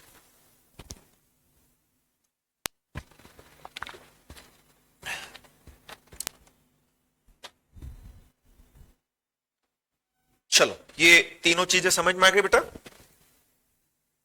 अब अगर यहां हम देखें एग्जाम का पैटर्न, पेपर का पैटर्न, जेआईजीएल वाले मॉड्यूल का आपका है ना, बहुत बड़ा नाम हो जाता है इसलिए हमने इसको ब्रीफ ही कर रखा है, JIGL, jurisprudence, interpretation and general law. अब है ना, ये कंपनीज एक्ट जैसा दो पार्ट में नहीं दिया है।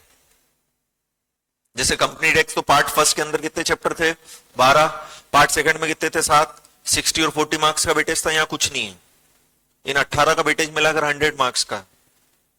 इसमें कोई डिवीजन नहीं दिया है, ना पेपर दो पार्ट में आएगा, एक ही तरह का आएगा पूरा पेपर। एंड कौन से चैप्टर में से कितना पूछेंगे ये उनके ऊपर, ठीक है। पढ़ते समय मैं जरूर बताऊंगा कि इसका एवरेज वेटेज इतने मार्क्स का है, ताकि अपने को क्लियरिटी रहे, ठीक। फिर यहां डायरेक्ट थ्योरी क्वेश्चन ज्यादा आते हैं, प्रैक्टिकल क्वेश्चन कम आते हैं। कंपनीज एक्ट में उल्टा है, वहां 99% आप मान के चलना कि कैसे क्वेश्चन आएंगे, प्रैक्टिकल, और डायरेक्ट क्वेश्चन, थ्योरी क्वेश्चन एक आध। आप तो यही मान के चलो 100% प्रैक्टिकल पेपर आएगा। फिर डायरेक्ट आ गया तो अपन देख लेंगे ना, डायरेक्ट करना तो इजी होता है ना, वो अपन देख लेंगे, तैयारी वैसे ही करेंगे अपन कि प्रैक्टिकल आएगा पूरा। ये समझ में आया। कंपनीज एक्ट का तो पेपर ही 16 पेज का आता है, कम से कम 16 पेजेस, क्योंकि बड़े बड़े पैराग्राफ के अंदर क्वेश्चंस दिए रहते हैं प्रैक्टिकल। ये रहता है 4 से 6 पेज का, डायरेक्ट क्वेश्चन रहते हैं, खत्म। ये समझ में आया। हमें पूरी तैयारी करनी ना, एक एक चीज मालूम होना चाहिए। भाई अपन ने जब सर्जिकल स्ट्राइक की थी उरी वाली, तो नेक्स्ट डे कर दी थी, 2-5 दिन के अंदर। क्यों? क्योंकि पाकिस्तान को एक्सपेक्टेड नहीं था कि हम ऐसा कुछ करेंगे, क्योंकि इससे बड़ा हमला वो 26/11 का कर चुका था। मुंबई अटैक जब हुआ था, 300 से ज्यादा लोग मारे गए थे, कांग्रेस की गवर्नमेंट ने तब कुछ नहीं किया।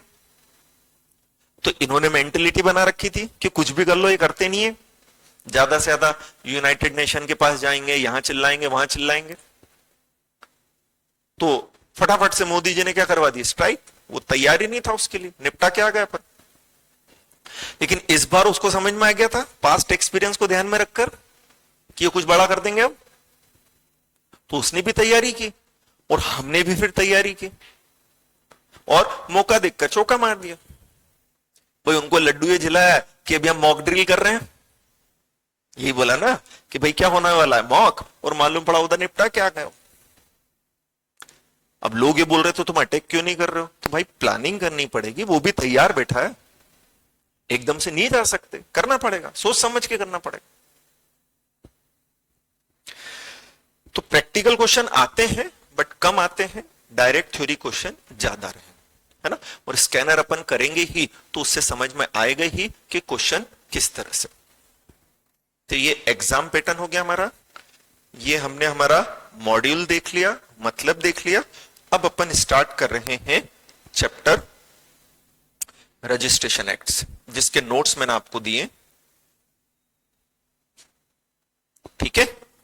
हालांकि आज ज्यादा नोट्स का होगा नहीं, पहले मैं जनरल चीजें ही बताऊंगा, और ये जो मैंने चार्ट टाइप के बना रखे हैं ये ग्रुप पे मैं आपको डाल दूंगा, तो वहां से आप ले सकते हैं। आप नोट डाउन करना चाहे तो नोट डाउन भी कर सकते हैं, अदरवाइज आप मैक्सिमम टाइम केवल समझने में लगाओ। हाँ, आपको शॉर्ट नोट्स जो लिखने हैं वो साइड में आप लिख लो भले, ये चीजें तो मैं आपको ग्रुप पे पोस्ट कर दूंगा, है ना। चलो, कौन सा एक्ट है?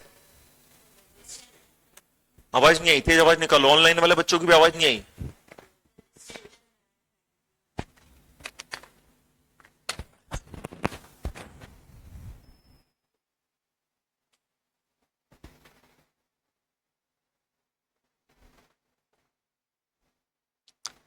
भूमिका ने नो सर लिखा है, काय के लिए लिखा था?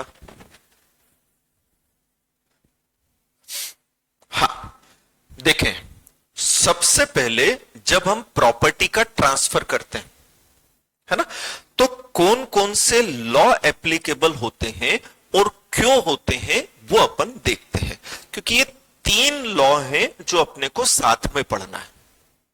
3 तरह के लॉ हैं, तीनों को अपने को क्या करना है, साथ में पढ़ना है ना।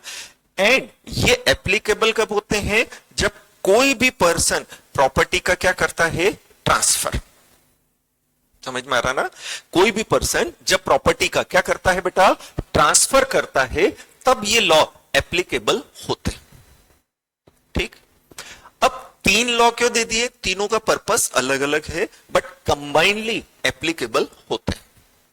जैसे सबसे पहला एक्ट लगता है ट्रांसफर ऑफ प्रॉपर्टीज एक्ट 1882, है ना, जिसे प्यार से हम बोलते हैं टोपा। ठीक है, ट्रांसफर ऑफ प्रॉपर्टीज एक्ट, क्या नाम रख रखा है इसका अपन ने, टोपा। तो जब भी आप किसी भी तरह की प्रॉपर्टी का क्या करोगे, ट्रांसफर, जब भी आप किसी भी तरह की प्रॉपर्टी का क्या करोगे, ट्रांसफर, तो कौन सा एक्ट एप्लीकेबल हो जाता है, टोपा। ठीक है, प्रॉपर्टी कितने तरह की होती है, 2, मूवेबल प्रॉपर्टी और इमूवेबल। जितना आता है उतना बोल दिया करो, सही तो सही, गलत तो गलत। भाई सारी चीजें तो हमें नहीं आती है, सारी चीजें आती तो यहां नहीं आते अपन पढ़ने, है ना। तो जितना आता है बोलो, बट रिस्पॉन्सिव बनो, रिएक्ट करा करो। ठीक है, तो हमने बोला कि प्रॉपर्टी कितने तरह की होती है, 2, मूवेबल प्रॉपर्टी और इमूवेबल। तो चाहे मैं मूवेबल प्रॉपर्टी ट्रांसफर करूं, चाहे मैं इमूवेबल प्रॉपर्टी ट्रांसफर करूं, उसका ट्रांसफर टोपा के प्रोविजंस के अकॉर्डिंगली होना चाहिए। तो whenever a person is transferring any property, whether movable or immovable, he needs to comply the provision of Transfer of Properties Act 1882. ये समझ में आया अपने को। फिर अब प्रॉपर्टी कितने तरह की हो गई, 2, मूवेबल हो गई और क्या हो गई, इमूवेबल। तो जब मैं प्रॉपर्टी ट्रांसफर करूंगा तो क्या राइटिंग में एग्रीमेंट करूं क्या, या मैं ओरली ट्रांसफर कर दूं। बोले क्या मतलब, आप मोबाइल खरीद के लाए, मोबाइल कैसी प्रॉपर्टी है, मूवेबल प्रॉपर्टी, मोबाइल कैसी प्रॉपर्टी है, क्या आपने राइटिंग में एग्रीमेंट किया। अरे आईफोन खरीद ला 1.5 लाख रुपए का, दिलाया पापा ने, हाँ, सपने देखना बंद कर दो। तो क्या बोला अपन ने कि मोबाइल खरीद लिया, चलो आईफोन, जब अपने सपने देखना है तो बड़े वाले देखा, आईफोन खरीद ला, कितने का, 1.5 लाख रुपए का। क्या राइटिंग में एग्रीमेंट हुआ आपका, अरे जवाब दो, नहीं। क्या आपने उसके ऊपर स्टाम्प ड्यूटी पे की, नहीं। क्या आपने उसका रजिस्ट्रेशन कराया, नहीं। तो कहने का मतलब क्या कि अब अगर मैं कोई ट्रांजैक्शन कर रहा हूं तो क्या उसका राइटिंग में एग्रीमेंट करूं या न करूं, तो वो कहां लिखा है, टोपा में। फिर उसके ऊपर स्टाम्प लगाऊं नहीं लगाऊं, कितनी कीमत का लगाऊं, कहां लिखा है, स्टाम्प एक्ट में। फिर उसका मेरे को रजिस्ट्रेशन करवाना है या नहीं करवाना है, वो कहां लिखा है, रजिस्ट्रेशन एक्ट में। तो टोपा जो है वो मैनर ऑफ ट्रांसफर कंट्रोल करता है ना। टोपा जो है वो क्या कंट्रोल करता है बेटा, मैनर ऑफ ट्रांसफर कंट्रोल करता है कि किस तरह से मूवेबल और इमूवेबल प्रॉपर्टी का ट्रांसफर हो सकता है। भाई ओरली होगा कि राइटिंग में ही होगा, कौन सा ट्रांजैक्शन क्या कहलाएगा, वो सब कहां लिखा है, टोपा में। फिर जब मैंने प्रॉपर्टी का ट्रांसफर कर लिया तो ट्रांसफर में जो फॉर्मेलिटीज मुझे कंप्लाई करनी है, फॉर्मेलिटीज मतलब राइटिंग में एग्रीमेंट करना है, स्टाम्प लगाना है, रजिस्ट्रेशन करवाना है, वो मुझे इन 2 एक्ट के हिसाब से करना है। ये एक्ट बताते हैं कि मुझे जो ट्रांजैक्शन मैंने किया है वो ट्रांजैक्शन कैसे एग्जीक्यूट करूं, कैसे एग्जीक्यूट करूं मतलब राइटिंग में करूं, ओरली करूं, स्टाम्प लगाऊं, रजिस्ट्रेशन कराऊं या नहीं कराऊं। आप समझ रहे हो मेरी बात। चलो वापस चलो, है ना। हम जो एक्ट पढ़ रहे हैं वो कब लगता है बेटा, जब, तेज बोलो, रोते रोते नहीं बोलते, हाँ। ऑनलाइन वाले बच्चे भी लिखो, या तो चैट बॉक्स में लिखो, नहीं तो बोलना है ना, चुप नहीं रहना बेटा। जितना ज्यादा बोलोगे उतनी ज्यादा चीजें याद होती है, चुपचाप बैठे रहने से कुछ हासिल नहीं होता। तो जब हम क्या करते हैं प्रॉपर्टी का, तो कितने लॉ लगते हैं? पहला प्रॉपर्टीज एक्ट, दूसरा इंडियन स्टैंप एक्ट 1899, तीसरा क्या? इंडियन रजिस्ट्रेशन एक्ट 1908, है ना। टोपा जो है वो क्या बताता है बेटा? मैनर ऑफ ट्रांसफर, कि किस तरह से प्रॉपर्टी का क्या किया जाएगा? ट्रांसफर।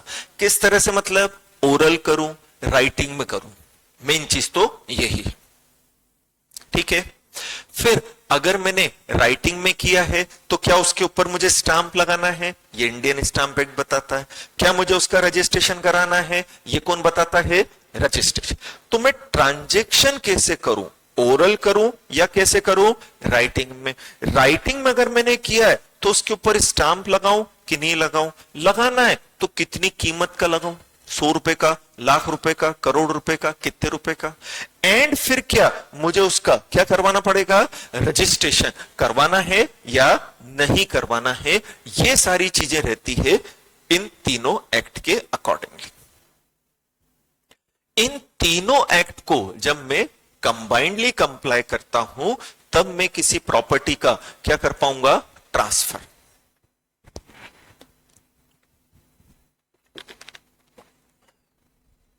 क्लियर हुआ है? अब वन बाय वन अपन लेते हैं, बट पहले अपन क्या स्टार्ट करेंगे? रजिस्ट्रेशन है, बट थोड़ा सा अभी भी अपन जनरल ही देख रहे हैं। चलो स्टार्ट करते हैं। हमारा हेडिंग था ट्रांसफर ऑफ प्रॉपर्टी, है ना। तो सबसे पहले आप बताओ प्रॉपर्टी मतलब क्या? ऐसा कुछ भी जिसमें हमारी ऑनरशिप होती है। हर वर्ड को डिफाइन करना है, हिंदी नहीं करना है कि इन्हें बोला प्रॉपर्टी मतलब क्या, बोले संपत्ति, वो नहीं करना अपने को। हर वर्ड को अपने को डिफाइन करते आना चाहिए। बोले प्रॉपर्टी मतलब क्या? बोले anything that a person has legal title over, कि जिस भी चीज पर मेरा लीगल राइट है, जिस भी चीज पर मेरा क्या है बेटा? लीगल राइट है, वो मेरी क्या कहलाती है? प्रॉपर्टी। क्लियर हुआ? जिस भी चीज पर मेरा क्या है? लीगल राइट है, वो मेरी क्या कहलाती है? प्रॉपर्टी। तो if it is owned by someone तो वो उस व्यक्ति की क्या हो जाएगी? प्रॉपर्टी। पहली चीज समझ में आई? तो प्रॉपर्टी मतलब क्या हो गया? ऐसा कुछ भी जिसमें मेरी ऑनरशिप है, वो मेरी क्या हो गई? प्रॉपर्टी। फिर हम बोलेंगे कि प्रॉपर्टी कितने तरह की हुई? 2 तरह की, मूवेबल और इमूवेबल। प्रॉपर्टी कितने तरह की हुई बेटा? 2 तरह की। कौन कौन सी? मूवेबल और इमूवेबल। ठीक है। मूवेबल प्रॉपर्टी क्या होती है? जो एक प्लेस से दूसरे प्लेस पर जा सकती है, घूम फिर सकती है, आवारागर्दी कर सकती है, नहीं। और इमूवेबल प्रॉपर्टी क्या होती है? जिसको आवारागर्दी करने का अधिकार, उसको घर में बंद करके रखा है, वो कहीं आना जाना पक्का। Very good. तो मूवेबल प्रॉपर्टी वही होती है which can be transferred from one place to another, which can be shifted from one place to another, is known as movable property. And immovable property इसका just opposite, which can not be shifted और transferred और moved from one place to another. जैसे मकान कैसी property है? हाँ, क्योंकि ये कहीं घूमने फिरने नहीं जाता, एक ही जगह पड़ा रहता। पेड़ कैसी प्रॉपर्टी है? इमूवेबल। मोबाइल कैसी प्रॉपर्टी है? बहुत इंपॉर्टेंट प्रॉपर्टी है, इसके बिना हम जी नहीं सकते हैं, नहीं। तो मोबाइल इमूवेबल प्रॉपर्टी हो गई, गोल्ड इमूवेबल प्रॉपर्टी हो गया, ज्वेलरी मूवेबल प्रॉपर्टी हो गई, नहीं। लॉजिक वही है, गोल्ड हम एक प्लेस से दूसरे प्लेस पर ले जा सकते हैं कि नहीं ले जा सकते? तो कौन सी प्रॉपर्टी हो गई? मूवेबल। मोबाइल तो होता ही ले जाने के लिए, ले ही जा सकते हैं। ये समझ में आया? तो प्रॉपर्टी मतलब ऐसा कुछ भी जिसमें हमारी क्या होती है? ऑनरशिप। एंड वो 2 तरह की होती है, मूवेबल प्रॉपर्टी हो सकती है और इमूवेबल। तो हम मूवेबल प्रॉपर्टी ट्रांसफर करें या इमूवेबल, कौन सा एक्ट लग जाएगा? टोपा। ये समझ में आया? चलो अब हम प्रॉपर्टी का क्या कर रहे हैं? ट्रांसफर। ट्रांसफर मतलब क्या होता?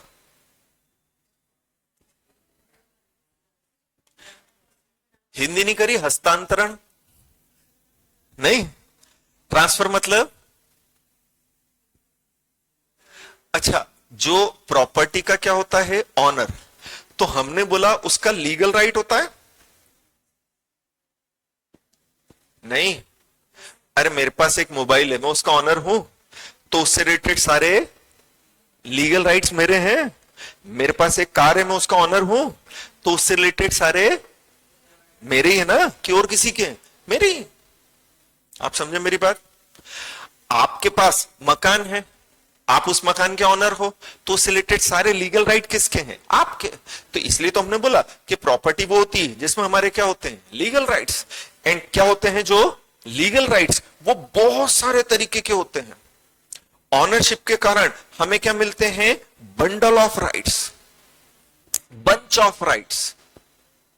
जैसे मेरा मकान है, तो सारे लीगल राइट्स मेरे हैं। मैं उस मकान में खुद रह सकता हूं, कोई रोक सकता है क्या? मैडम के अलावा नहीं, कोई नहीं रोक सकता। मैं उस मकान को बेच सकता हूं क्योंकि मेरा राइट है। मैं उस मकान को किराए पर दे सकता हूं क्योंकि मेरा राइट है। मैं चाहूं तो वहां हॉस्टल बना दूं, मेरा राइट है। मैं ताला लगा के रख दूं, कोई नहीं रहेगा, पड़ा रहेगा, मेरा राइट है, मेरा मकान है। मैं तोड़ दूं मकान को कि दूसरा बनाऊंगा, मेरा है। तो सारे काम करने के लीगल राइट उस पर्सन के पास होते हैं जिसके पास क्या होती है बेटा? ऑनरशिप। ये समझ में आया? तो जब हम ट्रांसफर करते हैं, क्या करते हैं जब हम? तो हम लीगल राइट एक पर्सन से दूसरे पर्सन को दे देते हैं। तो ट्रांसफर का मतलब हमने यही बोला, transfer of from one person to another. हम ये नहीं बोलेंगे कि ट्रांसफर का मतलब gift, sale, lease, exchange, mortgage, charge, ये सब तो काइंड ऑफ ट्रांसफर है। इन तरीकों से तो मैं ट्रांसफर कर सकता हूं। आप समझे मेरी बात? तो यहां सबसे पहले हम एक एक वर्ड लेकर चल रहे हैं कि बोले यार ट्रांसफर मतलब क्या? तो बोले transferring legal right from one person to another. बोले यार लीगल राइट आपने बोला बहुत सारे होते हैं, तो कौन सा लीगल राइट आपने ट्रांसफर किया? ये डिपेंड करेगा कि मैं कौन सा ट्रांसफर कर रहा हूं। ये डिपेंड करेगा कि मैं कौन सा ट्रांसफर कर रहा हूं। क्या मतलब? लीज, लीज समझते हो? मकान किराए पर देना। सिंपल वर्ड में बोले तो लीज मतलब रेंट पर दे देना। रेंट पर देना मतलब हम हमारे मकान में किसी को रहने की परमिशन दे देते हैं, यही होता है ना? अरे अगर आप लोग भी अगर बाहर से आए हो तो आप यहां रूम या हॉस्टल में रह रहे हो ना, वो प्रॉपर्टी आपने काहे पर ली है? लीज पर। तो आप मकान के मालिक बन गए हो। अरे लीज में मकान के मालिक बन जाते हैं ना। तो वेरी गुड, हमें केवल क्या मिलता है? पोजीशन। क्या नहीं मिलती है? ऑनरशिप। तो अगर मैंने लीज वाला ट्रांसफर किया है, मतलब मैंने मकान किसी को रेंट पर दिया है, और अगर मैंने मकान किसी को रेंट पर दिया है, इसका मतलब मैंने केवल उसे क्या दिया है? पोजीशन। क्या नहीं दी है? ऑनरशिप। ऑनरशिप अभी भी मेरे पास है। पोजीशन भी लिमिटेड टाइम के लिए दिया है, जैसे साल भर के लिए दिया, तो साल भर बाद लीज खत्म हो जाएगी, मुझे पोजीशन वापस मिल जाएगा जो मैंने उसको दिया था। नहीं, तो ऑनर अभी भी मैं हूं, बट मेरे पास क्या नहीं है? पोजीशन। क्योंकि पोजीशन मैंने क्या कर दिया? ट्रांसफर। नहीं, जैसे ए है, उसने अपनी हाउस प्रॉपर्टी क्या कर दी? सेल कर दी। किसको? बी को। सेल क्या है? Mode of transfer. अब कौन सा ट्रांजैक्शन सेल कहलाएगा? तो सेल के लिए क्या जरूरी है? क्या दे हम? ऑनरशिप। काय के बदले में? मनी कंसिडरेशन, पैसा मिलना चाहिए ना। चलो सिंपल एग्जांपल लेते हैं। आप शॉपकीपर के पास गए, उसने आपको मोबाइल सेल किया, आपको क्या मिला? पोजीशन मिला केवल, कि मोबाइल आपका हो गया? आपका हो गया ना, तो आप क्या बन गए? तो अगर काहे का ट्रांजैक्शन है तो क्या मिलना चाहिए, किससे, सेलर से। किसको, बायर को। दो जने होते ना, बायर और सेलर, नहीं। एंड मैंने एज अ बायर क्या पे किया, पैसा, कि भाई आईफोन खरीद के लेकर आए, कितने का था, 1.5 लाख का, है ना। तो ए ने आईफोन आपको सेल किया है, तो ए को क्या मिलेगा, 1.5 लाख रुपए, क्योंकि वो क्या हो गया, सेलर। और बी ने मोबाइल परचेस किया है, तो उसे मोबाइल की क्या मिलेगी, ऑनरशिप। ऑनरशिप मतलब सारे राइट्स मिल गए, सारे लीगल राइट्स मिल गए। अब उस मोबाइल में किसी दूसरे का लीगल राइट है ही नहीं। आप समझे मेरी बात। तो ट्रांसफर मतलब क्या होता है कि लीगल राइट एक पर्सन से किसके पास जाते हैं, दूसरे पर्सन के पास। भाई कौन सा लीगल राइट जा रहा है, तो ये डिपेंड करता है कि हमने कौन सा ट्रांसफर किया। अब अगर मैंने ट्रांसफर कौन सा किया है, सेल वाला, तो मुझे सेल समझ में आना चाहिए कि सेल होता क्या है। अगर मैंने ट्रांजैक्शन किया है कौन सा वाला, लीज वाला, मुझे मालूम होना चाहिए लीज होती क्या है। अगर मैंने ट्रांजैक्शन किया है गिफ्ट का, तो मुझे मालूम होना चाहिए कि गिफ्ट होता क्या है।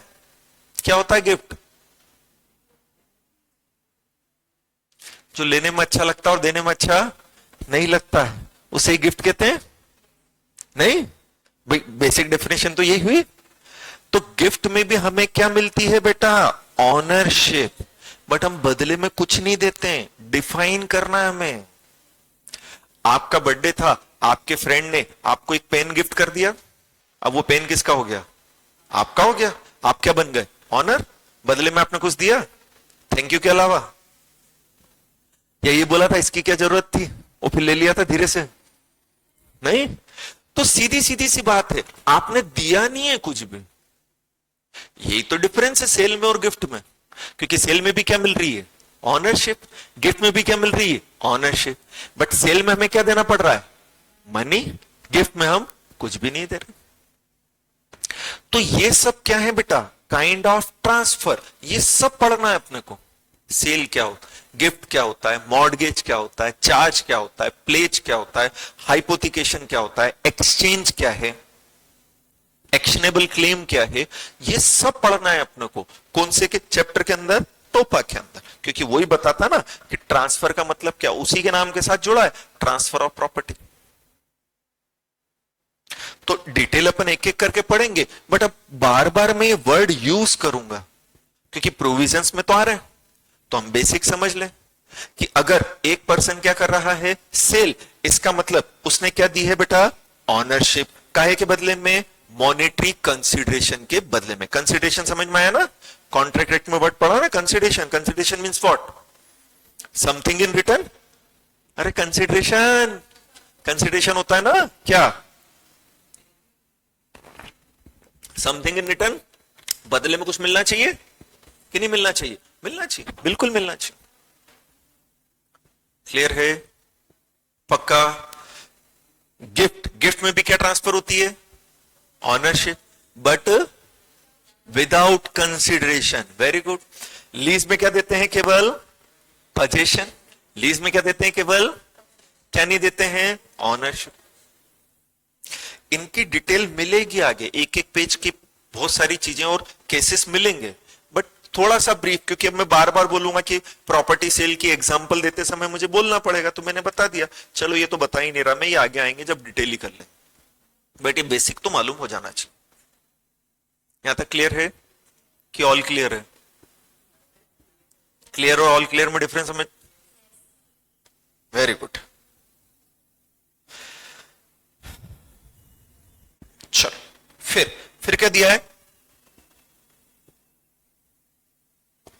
कि प्रॉपर्टी कितने तरह की हो गई, 2 तरह की। कौन कौन सी, मूवेबल प्रॉपर्टी और इमूवेबल प्रॉपर्टी। इन्हें ट्रांसफर करते हैं तो कौन सा एक्ट लगता है, टोपा, है ना। अब टोपा के प्रोविजंस के अकॉर्डिंगली मूवेबल प्रॉपर्टी का ट्रांजैक्शन कैसे हो सकता है, ओरल, जबकि इमूवेबल प्रॉपर्टी का कैसा होगा। मूवेबल प्रॉपर्टी भले ही उसकी वैल्यू कितनी ही क्यों ना हो, इससे मतलब ही नहीं है। बेस्ट एग्जांपल आप अपना मोबाइल ले लो ना। अरे हम तो 10,000 का भी मोबाइल खरीद के ला राइटिंग में एग्रीमेंट कर लिया क्या? नहीं। 2,000 रुपए की ड्रेस खरीद के ला राइटिंग में एग्रीमेंट कर लिया क्या? नहीं। लाखों रुपए का गोल्ड खरीद के लेकर आए, सब मूवेबल प्रॉपर्टी, राइटिंग में एग्रीमेंट हुआ है क्या? नहीं। तो ट्रांजैक्शन कैसा हो जाता है? ओरल, चाहे उसकी वैल्यू कितनी ही क्यों ना हो, irrespective of its value. But अगर इमूवेबल प्रॉपर्टी और वैल्यू 100 रुपीज और मोर है, अगर कौन सी प्रॉपर्टी बेटा? इमूवेबल प्रॉपर्टी जिसकी वैल्यू कितनी है? 100 रुपीज और मोर, तो कंपल्सरीली वो ट्रांजैक्शन कैसे होना है? राइटिंग। पहला पॉइंट समझ में आया क्या बोल रहा हूं मैं? हाँ, कौन सी प्रॉपर्टी अगर मूवेबल प्रॉपर्टी है, उसकी वैल्यू कितनी ही क्यों ना हो, ठीक है, तो ट्रांजैक्शन का राइटिंग में होना जरूरी है क्या? नहीं। जैसे आपने मर्सिडीज खरीद ली 50 लाख की, कार खरीदी आपने 50 लाख की, मूवेबल इमूवेबल, तो कोई राइटिंग में एग्रीमेंट नहीं होता, कुछ नहीं होता, मूवेबल प्रॉपर्टी। तो वो ट्रांजैक्शन में कैसा कर सकता हूं? अच्छा, मैं चाहूं तो राइटिंग में कर लूं, जबरदस्ती नहीं है, मेरी सहूलियत है, वो तो कंपल्सरी नहीं है। लेकिन अगर कौन सी प्रॉपर्टी है जिसकी वैल्यू कितनी है? 100 रुपया ज्यादा, तो कंपल्सरीली ट्रांजैक्शन कैसा होना चाहिए? राइटिंग में, ओरली नहीं चलेगा, राइटिंग में ही होना चाहिए। ये समझ में आया? चल, अब ट्रांजैक्शन कैसा हुआ है यहां? ओरल, तो कोई स्टांप ड्यूटी नहीं लगेगी। बढ़िया ट्रांजैक्शन कैसा है? राइटिंग में, तो क्या पे करना पड़ेगा? स्टांप ड्यूटी पे करना पड़ेगी। तो कौन सा एक्ट लग जाएगा? Indian stamp act 1899। नहीं? फिर क्या, जब राइटिंग में एग्रीमेंट है ही नहीं मूवेबल में, तो क्या करवाने की जरूरत नहीं है? रजिस्ट्रेशन करवाने की जरूरत भी नहीं है। जबकि यहां रजिस्ट्रेशन भी क्या हो जाएगा? कंपल्सरी। ये ओवरव्यू दिया है मैंने, चैप्टर अभी स्टार्ट नहीं किया बेटा मैंने, ओवरव्यू, थोड़ी सी बेसिक चीजें अपन ले लें, फिर अपन चैप्टर पढ़ना चालू करेंगे, क्योंकि पढ़ाते समय ये वर्ड बार बार आएंगे, फिर बार बार थोड़ी बताऊंगा मैं। बेसिक समझ लें, फिर अपन चैप्टर स्टार्ट कर देंगे। यहां तक की कहानी समझ में आई? तो प्रॉपर्टी कितने तरह की हो गई? 2 तरह की। कौन कौन सी? मूवेबल और इमूवेबल। मूवेबल प्रॉपर्टी का ट्रांजैक्शन अगर कर रहे हैं तो कैसे कर सकते हैं? चाहूं तो मैं कर भी सकता हूं, है ना, चाहे वैल्यू कितनी ही क्यों ना हो, राइटिंग में करना जरूरी। और अगर मैंने राइटिंग में करा भी है तो भी उस पर स्टाम्प लगाने की नीड नहीं है, तो भी उसका रजिस्ट्रेशन कराने की जरूरत नहीं। ये समझ में आया? लेकिन अगर प्रॉपर्टी कैसी है तो ट्रांजैक्शन कंपल्सरीली कैसे होगा? अगर वैल्यू 100 रुपया ज्यादा है तो फिर उस पर क्या लगाना पड़ेगा? कौन से एक्ट के हिसाब से? Stamp act 1899। और क्या करवाना पड़ेगा? उसका रजिस्ट्रेशन, इंडियन रजिस्ट्रेशन एक्ट 1908 के अकॉर्डिंगली। ये तीनों नाम तो ऊपर देखे मैंने। क्लियर हो रहा है? तो ओरल और राइटिंग, राइटिंग में है स्टाम्प और रजिस्ट्रेशन। क्लियर हुआ? पक्का? चलो यहां तक का रिवाइज कर लें, कल आगे अपन करते हैं। तो क्या बोला अपन ने? हेडिंग क्या है? Transfer of property. ट्रांसफर मतलब क्या? लीगल राइट एक पर्सन से दूसरे पर्सन के पास जाना। कौन सा लीगल राइट?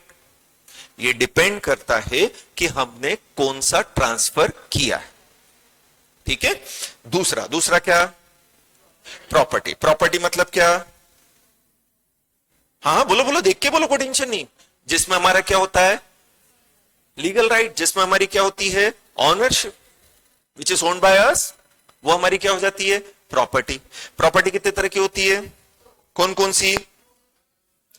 मूवेबल प्रॉपर्टी की वैल्यू भले ही कितनी ही क्यों ना हो, क्या करवाने की जरूरत नहीं है? राइटिंग में नहीं। फिर स्टाम्प ड्यूटी पे करने की जरूरत नहीं है, फिर रजिस्ट्रेशन कराने की जरूरत भी नहीं है। लेकिन अगर प्रॉपर्टी कैसी है एंड वैल्यू एक्सीड्स 100 रुपीज और more, then it compulsorily it should be in writing and stamp duty पे करना है और रजिस्ट्रेशन भी कराना।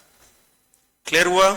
फिर ट्रांसफर अलग अलग तरह के होते हैं, अरे भांति भांति और भिन्न भिन्न प्रकार के होते हैं ना, अलग अलग तरह के होते हैं, तो कौन सा क्या है वो अपन देख लेते। क्लियर है यहां तक? कोई डाउट? पक्का? चलो 2 मिनट का ब्रेक ले लो, 5 मिनट का, अगली क्लास चालू कर देते हैं। ऑनलाइन वाले बच्चे इसी लिंक पर रहेंगे, है ना? वो पहली वाली लिंक गलती से मेरे से डिलीट हो गई थी बेटा। नेक्स्ट क्लास चालू हो रही 5 मिनट में। चैट बॉक्स में किसी ने कोई डाउट नहीं पूछा है, पूछ लो यार, ऐसा मत करो। बोल ही लो कुछ, बोल भी नहीं रहे हो तुम लोग तो।